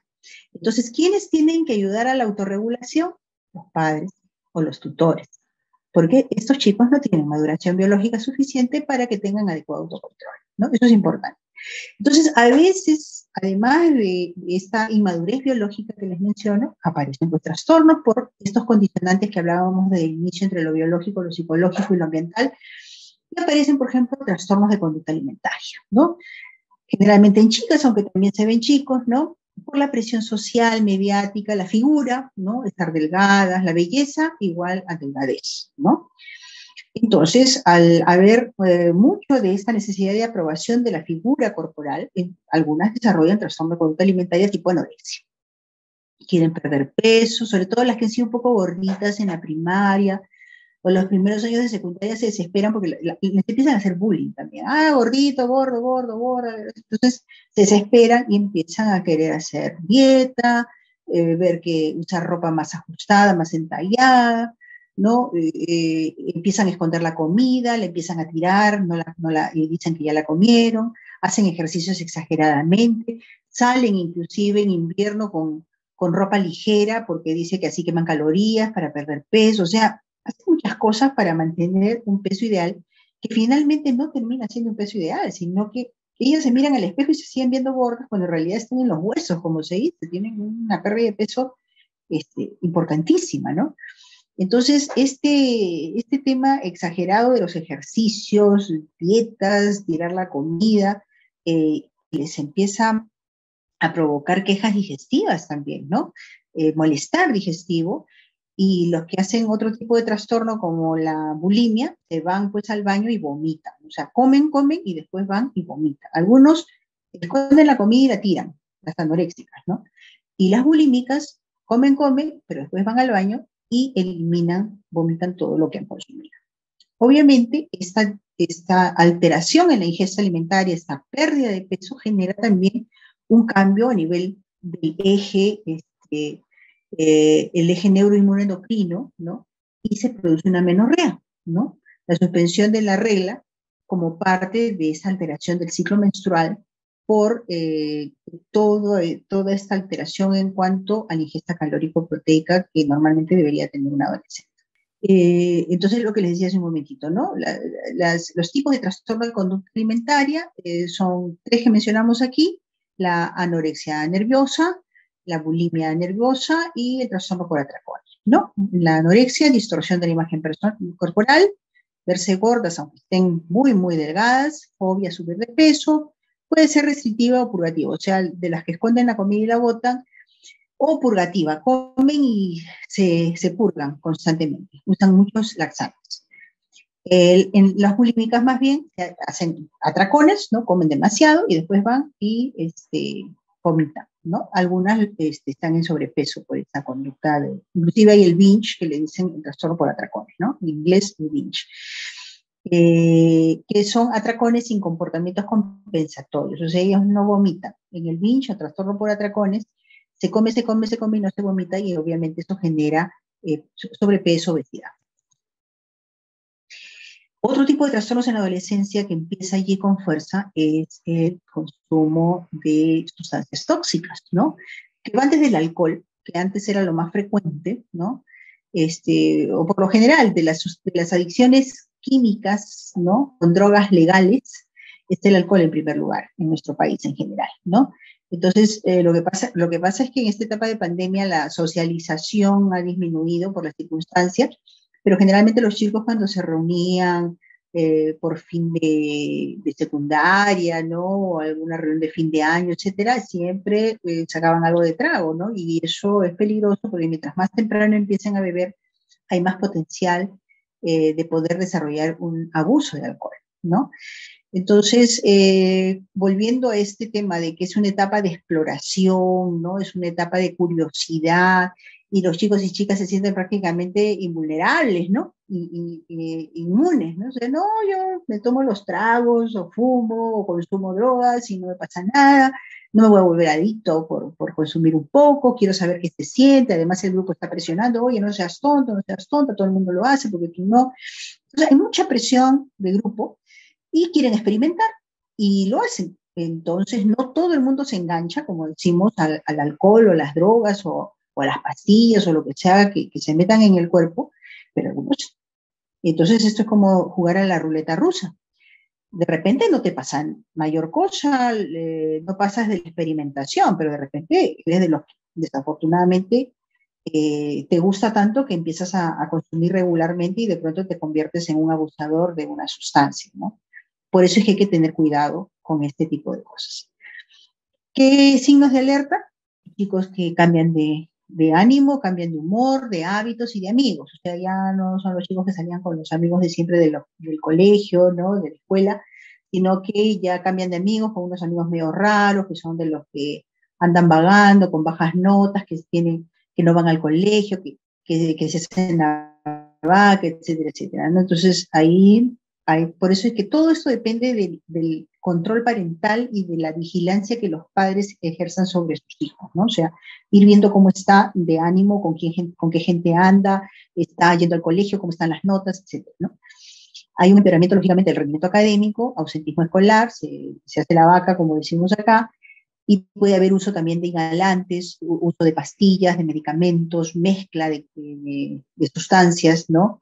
Y empieza a gastar demasiado dinero. Bueno, algunos reciben propina, pero algunos empiezan a desaparecer cosas de la casa, ¿no? Vendieron las zapatillas, vendieron el reloj, venden cosas que les regalan por seguir consumiendo lo que se han acostumbrado. Y hay algo que está muy de moda y que está generando mucho problema en el sentido de adicciones, que son las ciberadicciones, ¿no? El abuso de nuevas tecnologías, sabemos que todo el mundo anda con un celular a mano, ¿no? Y quieren, pues los chicos quieren un smartphone, ¿no? O un teléfono inteligente, no quieren un teléfono de esos clásicos que era solo para hacer llamadas. Ellos quieren esos teléfonos que pueden jugar, que pueden tener sus redes sociales, que pueden estar conectados todo el tiempo. ¿no? Y prácticamente van al baño y comen con el celular al lado, ¿no?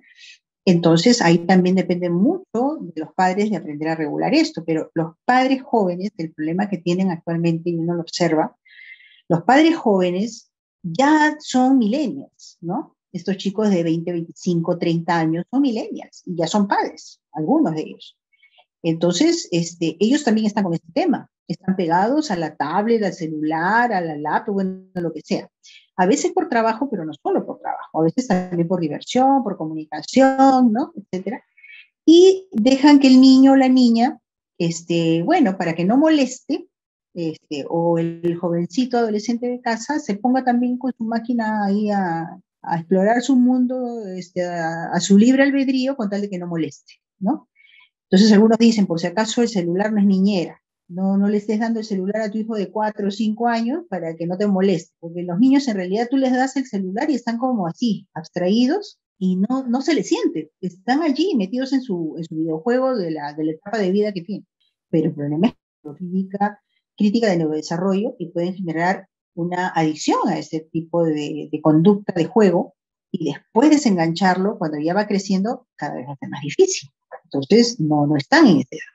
Y en los adolescentes, a esta predisposición de que estoy aburrido y mi forma de salir del aburrimiento es conectarme con mis redes sociales o hacer mi TikTok o meterme en un videojuego, es terrible porque ya no sabes en qué momento dejó de excederse en horas o no está asistiendo a clases por meterse a hacer estas cosas a través del móvil o del aparato tecnológico que tenga a la mano. Entonces ahí hay que depende mucho del acompañamiento de los padres, de tutores, ¿no? Regular horarios, supervisar en qué páginas están entrando, con qué gente se están relacionando, porque después pueden haber experiencias desastrosas como las que hemos visto en las noticias que desafortunadamente siguen habiendo, ¿no? Entonces, todo depende de la supervisión parental. Entonces, el abuso de nuevas tecnologías facilita, nadie va a negar que las tecnologías que estamos usando en este mismo momento nos han facilitado muchas cosas en cuanto a aprendizaje, en cuanto a trabajo, más aún en pandemia, nos permiten comunicarnos, divertirnos, hacer compras, etc. Pero también hay riesgos, como en todo, ¿no? Y esos riesgos en esta etapa adolescente, en esta etapa de escolar, preescolar, puede llevar al uso, al abuso y hasta la adicción, la ciberadicción en este caso.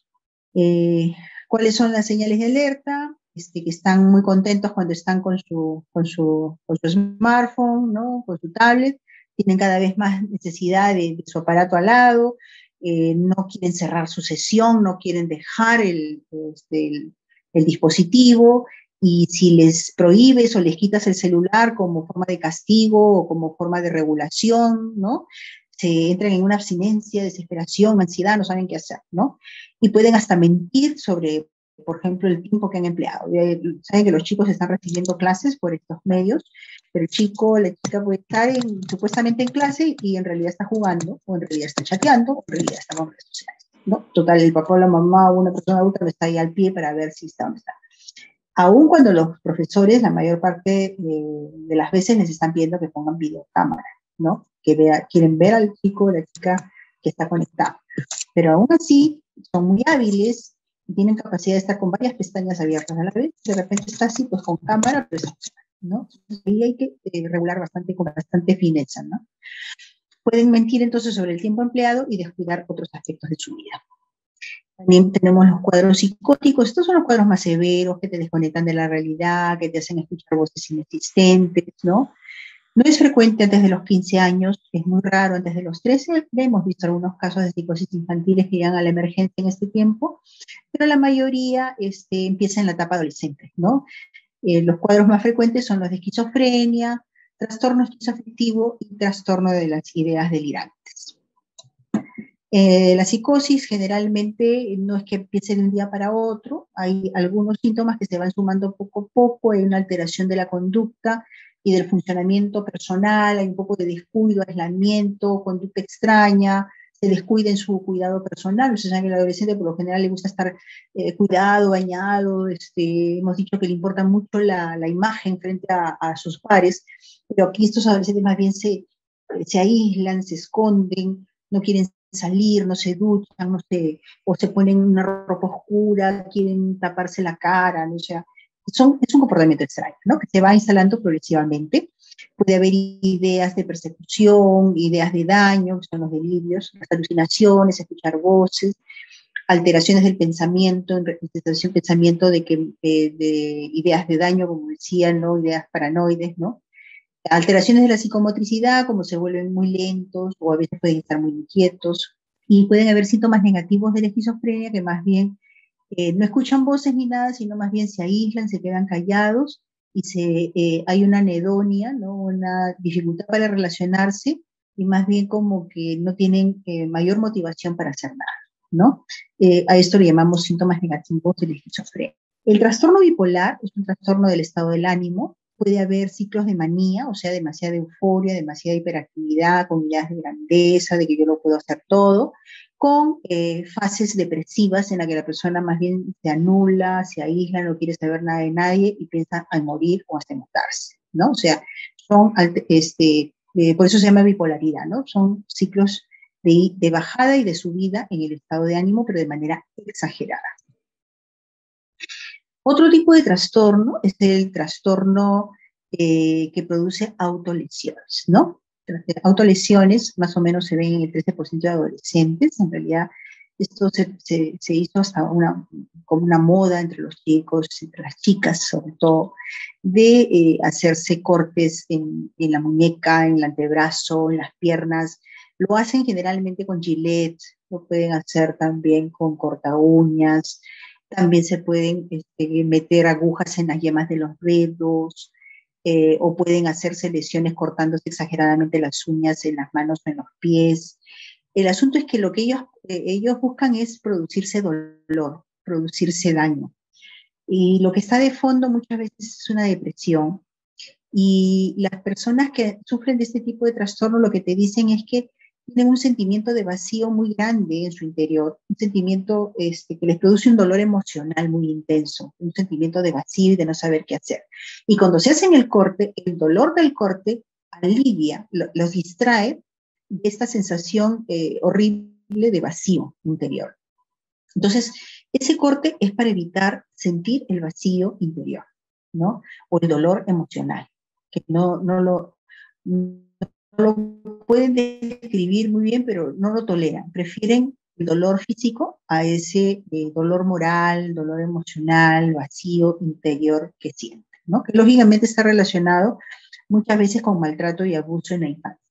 Entonces, son conductas impulsivas que no necesariamente tienen una intención suicida de fondo, ¿no? Pero sí es una conducta de autolesiones. Por otro lado, tenemos que hay una disregulación de los afectos, hay una disociación. La conducta suicida puede darse de manera alternativa, no siempre. Hay influencia, es una persona muy influenciable, se vuelve dependiente de otras personas, pareja, padres, amigos, ¿no? O sea, y quiere que esa persona esté constantemente pendiente de él o de ella, ¿no? Sus límites interpersonales, o sea, la persona se vuelve tan demandante que prácticamente se vuelve una con la persona de la que se hace dependiente, ¿no? Y cuando esa persona le falla o no le hace caso, quiere morirse, ¿no? Y empieza a hacerse los cortes, ¿no? Y también se produce como autocastigo cuando tiene sentimientos de culpa. Hay mucha coexistencia de este trastorno límite o de estas autolesiones con depresión. Y la depresión genera una conducta de autodestrucción, ¿no? Por eso se habla de autocastigo y lo que les decía hace un momento, búsqueda de sensaciones a través de los cortes. Cuando la depresión, por lo general, avanza mucho, y esta disregulación emocional también avanza mucho, puede ya empezar a notarse una tendencia a la conducta suicida, ¿no? ¿Qué factores de riesgo hay para que un adolescente pueda cometer suicidio? Bueno, es más frecuente en el varón que en la mujer. La mujer se dice que tiene más intentos de suicidio, pero el varón tiene más conducta suicida exitosa, ¿no? Que llega al suicidio. El que tenga un trastorno mental, como por ejemplo depresión, como les decimos, las estadísticas nos hablan que el 90% de suicidios estaban precedidas por un trastorno depresivo. Intentos previos, el que se ha intentado suicidar previamente es más fácil que lo logre, un intento posterior. Estrés, que la persona esté pasando por situaciones estresantes de diverso o motivo económico, familiar, de pareja, emocional, etcétera, ¿no? El que consuma tóxicos, alcohol o drogas, antecedentes familiares de trastorno mental, o sea, que papá, mamá, tíos o abuelos se han suicidado, también es un indicador preocupante. Escasas habilidades sociales para relacionarse con otros y que sean un soporte emocional, social que pueda tener la persona. Y, lógicamente, la falta de supervisión por sus padres, ¿no? Es el tema de la labor de los padres y madres que deciden serlo, realmente es tremenda. O sea, cuando uno trae un hijo al mundo, tiene que separar este tiempo, ¿no? Así como generalmente las personas se preocupan por el aspecto económico, porque lógicamente nos movemos en base a la economía para todo lo que hacemos mientras vivimos, pero también es una situación de tiempo que es tan importante como el tema económico.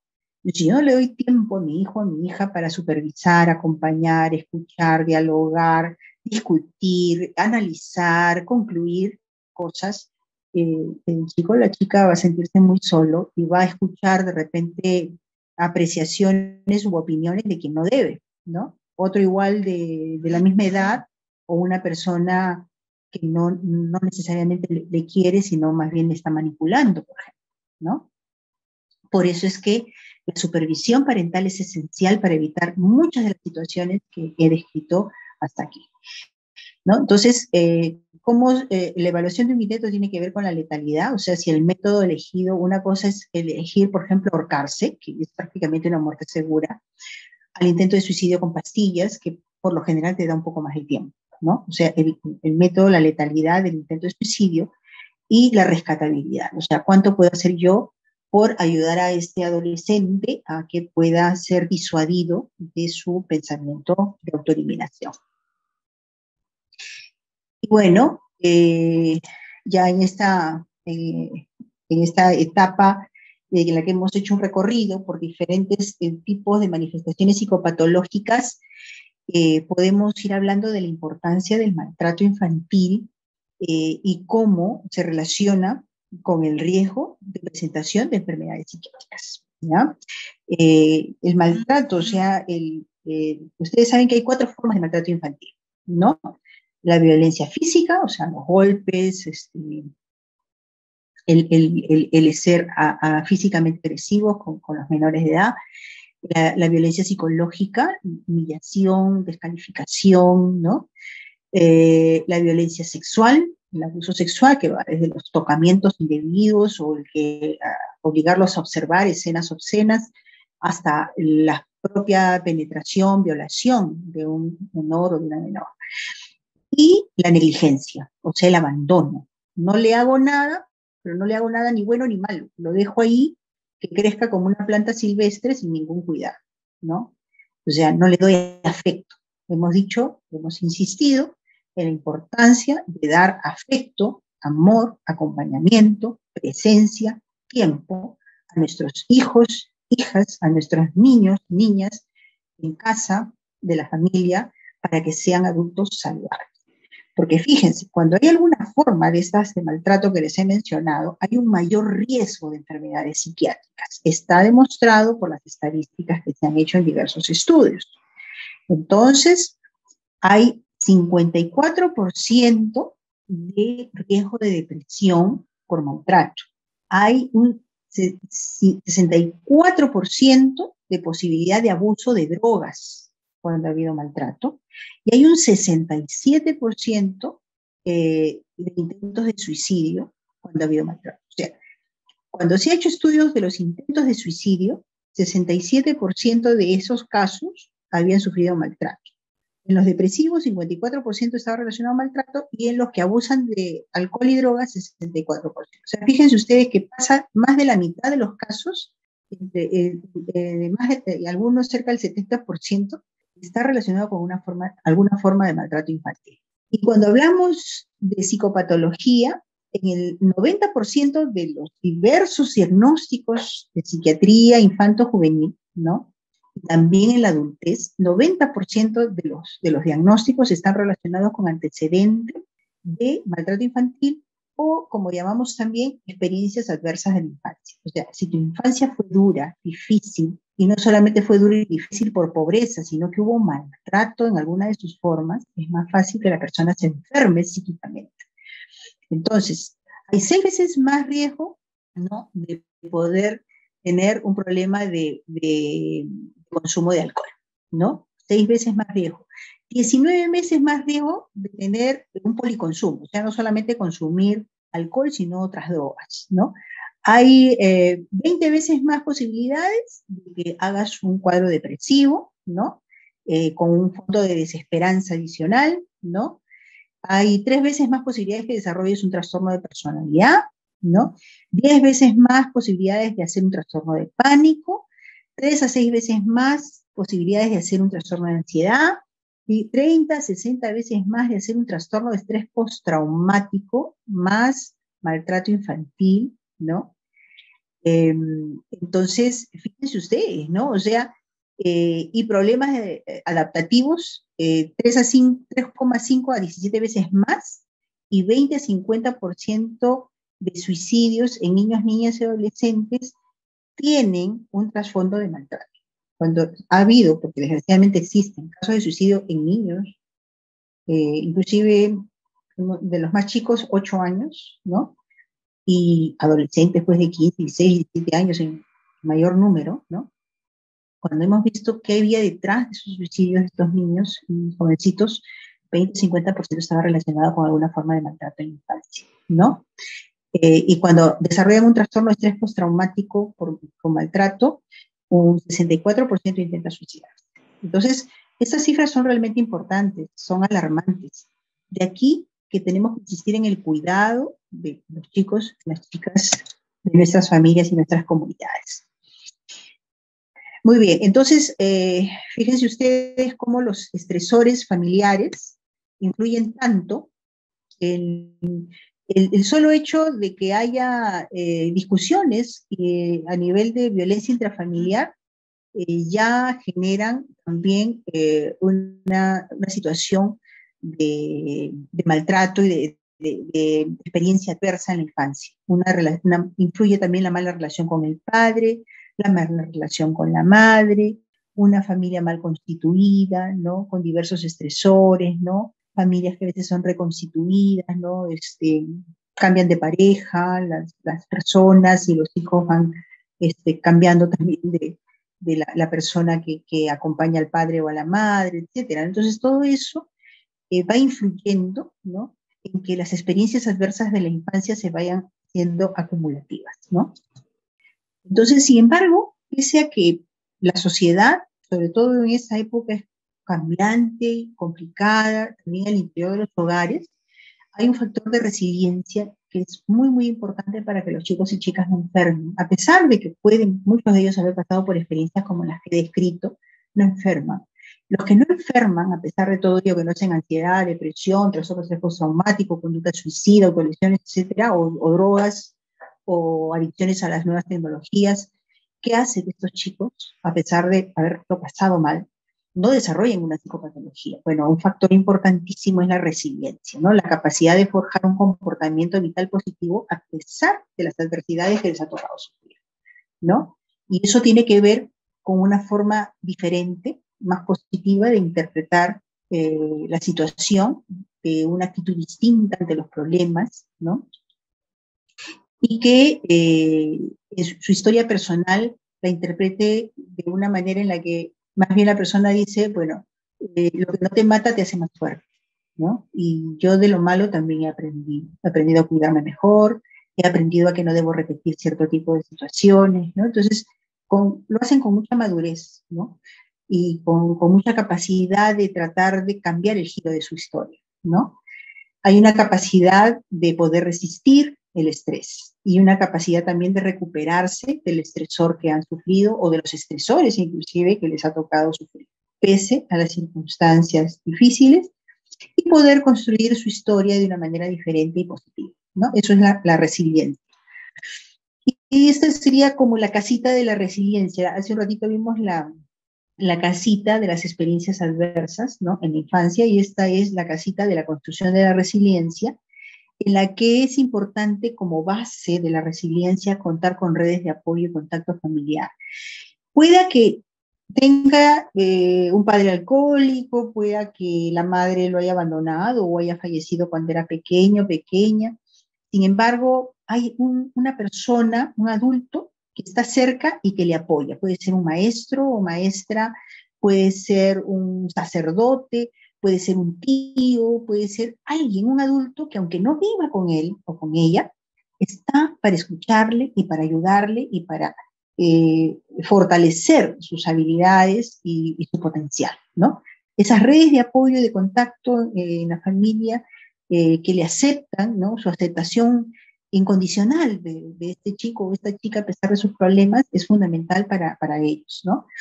Luego está la capacidad de poder descubrir un sentido de la vida a pesar de lo mal que lo han pasado, ¿no? Yo estoy aquí por algo, yo estoy aquí para algo y quiero lograr ese sueño, ¿no? Capacidad de descubrir un sentido, una coherencia vital. Y poder seguir construyendo con ayuda de esos adultos que le apoyan, ¿no? Y con ayuda de una interpretación positiva de sus circunstancias, mejorar su autoestima, su autovaloración, sus aptitudes y competencias, desarrollarlas y tener humor y creatividad. Un buen sentido del humor, el poder hacer un chiste a veces hasta de la tragedia, ayuda mucho a que la persona pueda salir adelante. El tener la expectativa de tener otras cosas buenas que descubrir, experiencias buenas que descubrir, digo experiencias buenas porque hay chicos que por experimentar se meten en drogas, se meten en sexo inseguro, temprano, de riesgo, porque están experimentando. Pero estos chicos residentes quieren otras experiencias positivas, de estudios, de viajes, de intercambio, de cosas que les ayuden a crecer y a superarse, ¿no? Esa es la casita que nos ayuda a construir la resiliencia. Entonces, es muy, muy importante que tengamos claro que el estrés temprano puede favorecer psicopatología y conducta suicida. El maltrato infantil es el principal factor de riesgo prevenible de trastornos mentales. Ese es el mensaje principal de esta parte. O sea, hay muchos problemas de salud mental, inclusive en niños, niñas y adolescentes, que cuando ya están instalados tengo que entrar en tratamiento con ellos. Pero si yo quiero prevenir, si yo quiero evitar que más chicos se enfermen psíquicamente, el factor que yo más puedo prevenir es el maltrato, la violencia intrafamiliar, el maltrato infantil. Y sobre eso, como sociedad y como equipo de salud, tenemos que trabajar de manera insistente, ¿no? La prevención del maltrato infantil. Porque sabemos que estas formas de maltrato que hemos anotado hoy alteran la trayectoria, o sea, generan una alteración neurobiológica, por si acaso, no solamente psicológica. Hay una alteración de la trayectoria del desarrollo cerebral, afecta a los circuitos involucrados en la detección de amenazas, regulación emocional y la anticipación a la recompensa. El factor ambiental que más involucra cambios en la epigenética, o sea, en la expresión genética de los problemas de salud mental o de los trastornos mentales, ¿no? El factor ambiental que más se involucra para estos cambios a nivel epigenético es el maltrato infantil y predispone a trastornos del estado del ánimo, ansiedad y suicidio. Entonces, fíjense qué importante es prevenir. Y ya casi para ir culminando, solamente para notar cómo la pandemia, obviamente, ha recrudecido cuadros de problemas mentales a nivel de toda la población. Algunos lo han presentado recién y otros que ya lo tenían, se ha acentuado o se ha reactivado. Y esta población nuestra vulnerable, sensible, de niños, niñas y adolescentes, también han tenido un impacto. Las condiciones de tener que tener clases virtuales, estar aislados, más tiempo que los adultos, porque recuerden ustedes que a los chicos les prohibieron y después les dieron por horas nada más las salidas, pero estuvieron más aislados que los adultos. Restricciones en la movilidad, pérdida de sus lazos emocionales con familiares y compañeros de estudio, han afectado la salud mental de este grupo etario y la de sus cuidadores también. Esto está en un informe técnico de un estudio hecho por el Ministerio de Salud y UNICEF. Ahí abajo está la noticia de Ojo Público y el enlace para el estudio, ¿no? Participaron más de 12.000 padres y cuidadores de Lima y regiones y 3 de cada 10 chicos presentaron algún problema de salud mental. Los indicadores son más preocupantes porque la cifra se eleva de 7 a 7 de cada 10, o sea, más del doble, cuando los cuidadores, o sea, los adultos con los que vivían, presentaban depresión. Si el padre o la madre o la persona que es el adulto de casa está deprimido, tiene un problema de salud mental, es más probable que ese chico o esa chica se enferme más. Fíjense ustedes, ellos son como una caja de resonancia de los adultos. Los chicos son como esponjitas, todo lo incorporan, todo lo que nosotros decimos, hacemos, pensamos, cómo actuamos, cómo reaccionamos, cómo interpretamos. Por eso que tenemos que tener mucho cuidado de cómo le transmitimos a los niños la perspectiva del mundo y la solución de los problemas. Problemas siempre va a haber, pero yo tengo que transmitirle a ellos que hay formas de ver soluciones y que tenemos que tratar de mantener la calma a pesar de que a veces las cosas se ponen difíciles, ¿no? Y eso es ahí donde muchos adultos a veces, porque también están mal, no lo hacen. Y entonces transmiten su angustia, su desesperación, su depresión, ¿no? Su frustración a los niños y las niñas, ¿no? Entonces, acá este es un pequeño video sobre una psicóloga del INEM que comparte cómo es el tema de depresión y ansiedad en niños y adolescentes en la pandemia. Vamos a ver si lo podemos ver al ratito. Las conclusiones, tanto del estudio como de la revisión que hemos hecho hasta aquí, es tener presente en qué momento evolutivo del niño estamos, ¿no? Y qué tan normal o anormal es la manifestación que yo estoy viendo en ellos. Cada etapa tiene una prevalencia diferente. La formulación biopsicosocial, observar todos los factores que entran a tallar, recabar mucha información sobre ellos, de los padres, de los tutores, de los cuidadores, ¿no? Y también es importante, aparte de recabar esta información de los adultos que lo rodean, hablar a solas con el niño, con la niña, para que también nos cuente qué es lo que está sucediendo y cuál es su perspectiva de las cosas, ¿no? ¿Qué recomendaciones podemos dar? Lo que les decía hace un momentito. Enfatizar medidas de prevención respecto a la protección de menores frente al maltrato infantil y la violencia familiar. Detección temprana, mientras ya se presentó el problema, mientras antes actúe, mejor, pero para eso tengo que saber detectar lo más pronto posible. Orientar a padres y maestros respecto a los problemas de salud mental para que ellos también puedan ayudarnos a esta detección temprana, ¿no? No siempre los chicos llegan al personal de salud de frente, ¿no? O a veces van por su control de niños sanos, ¿no? Por eso es importante que el personal de salud del primer nivel de atención tenga conocimiento de estas características para que vayan desarrollando el ojo clínico y puedan ir diciendo, este niñito, esta niñita o este jovencito puede tener tal o cual problema, ¿no? Y derivar. Entonces, pero si los padres y maestros también conocen de esta problemática, algunas ideas, aunque sean generales, de cómo es la observación de la conducta de sus niños, de sus jóvenes en casa, nos pueden ayudar muchísimo. Difundir la oferta de servicios que brindamos en todo el primer nivel de atención, como redes de salud mental a nivel nacional. Tenemos en este momento 203 centros de salud mental comunitaria que una de sus, en su cartera de servicios está lo que es atención a niños, niñas y adolescentes con problemas de salud mental. Y priorizar en las políticas públicas, priorizar la salud mental de niños, niñas y adolescentes.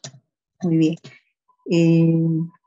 El video es un video pequeñito. Vamos a ver si lo podemos ver, no sé, a ver, voy a ver primero acá para que puedan escuchar para poder compartir el audio.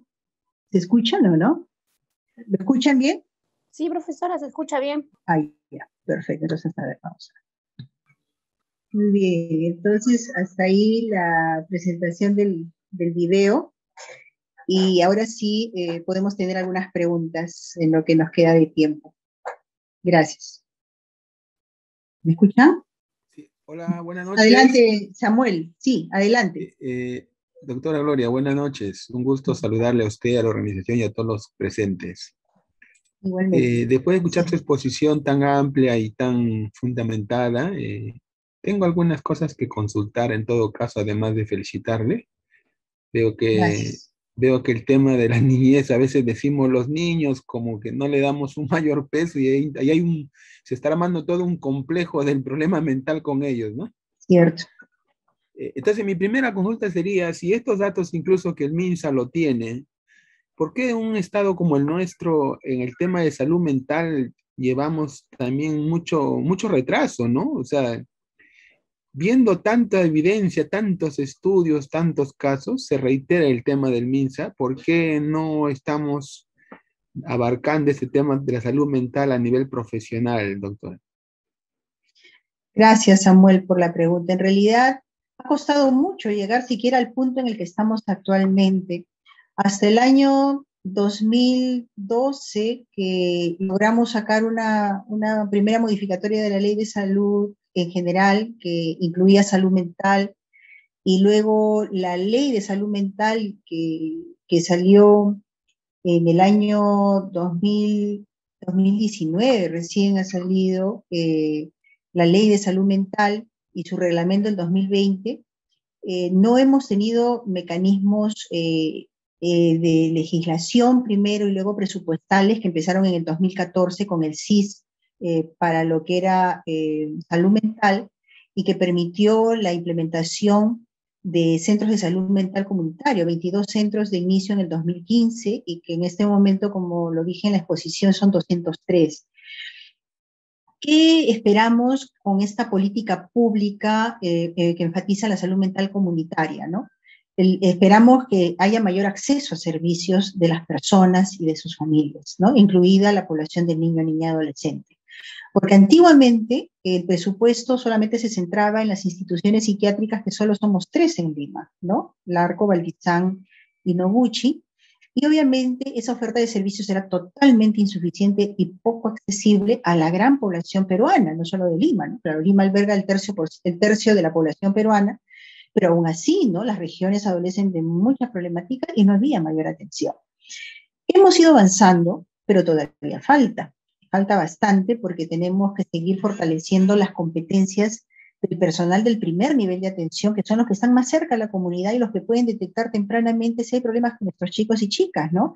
Los que se relacionan con las escuelas. Sabemos que la posta, el centro de salud, se relaciona mucho más tanto con los vecinos de la zona, como también con las escuelas, ¿no? Con las comisarías, con diversos dispositivos que hay, municipalidades, ¿no? Los gobiernos locales, porque esto tiene que ser una labor colectiva. La salud mental es producto de los esfuerzos colectivos, porque como hemos visto, hay muchos factores psicosociales que influyen en la salud mental.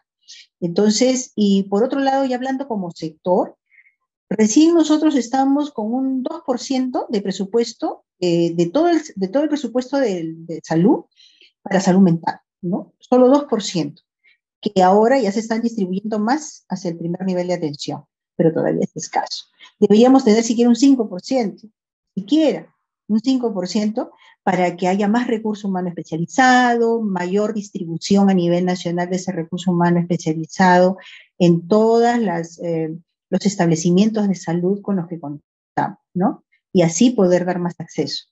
Estamos comenzando con este esfuerzo de descentralización, pero todavía nos falta, y como lo puse también como parte de las recomendaciones, ¿no? Priorizar la salud mental de niños, niñas y adolescentes en la agenda de políticas públicas. Eso es imprescindible para nosotros como país.